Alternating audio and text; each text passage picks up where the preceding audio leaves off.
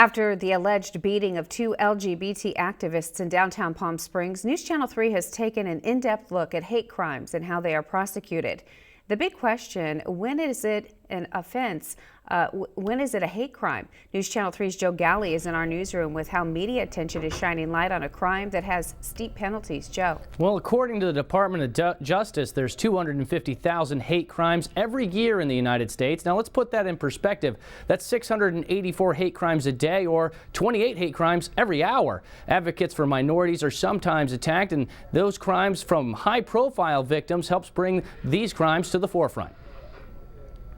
35-year-old Keith Terranova entered a not guilty plea after being charged of an alleged assault and hate crime. Police say Terranova and another man, who is still at large, attacked Chris and George Zander in downtown Palm Springs on November 1st. Chris Zander suffered a concussion and needed staples to the back of his head. George Zander suffered a broken hip that required surgery. The Zanders are prominent LGBT activists in Palm Springs. I talked to Roger Tanzi, a local public defense attorney. He's handled hate crime cases for decades. You have to prove intent. You have to prove what's going on inside the person's head.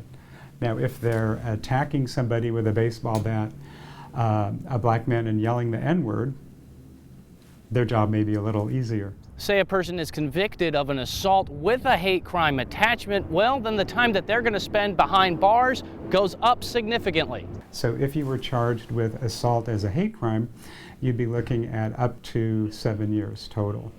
And the hate crime part of it is adding an extra 3 years consecutively on top of the 4. Now, if you acted in concert with somebody else, in other words, if there were 2 attackers, then the punishment becomes even more severe. You could get 2, 3, or 4 more years added on top of whatever you get for the assault. Tommy Clinton is the president and founder of the Transgender Community Coalition in Palm Springs. She's seen how media attention can bring these crimes to the forefront. Hate crimes are still a problem in our community. 1 out of 8 trans women of color will face murder in their lifetime, and 1 out of 12 white trans women will face murder in their lifetime.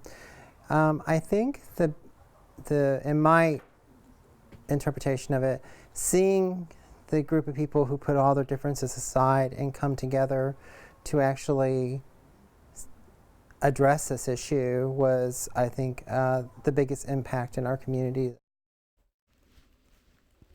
In custody in lieu of $80,000 bail. He's due back in court next Wednesday. The other alleged assailant is still at large. The Palm Springs Police Department has not released any new information on that suspect. In the newsroom, Joe Galli, News Channel 3.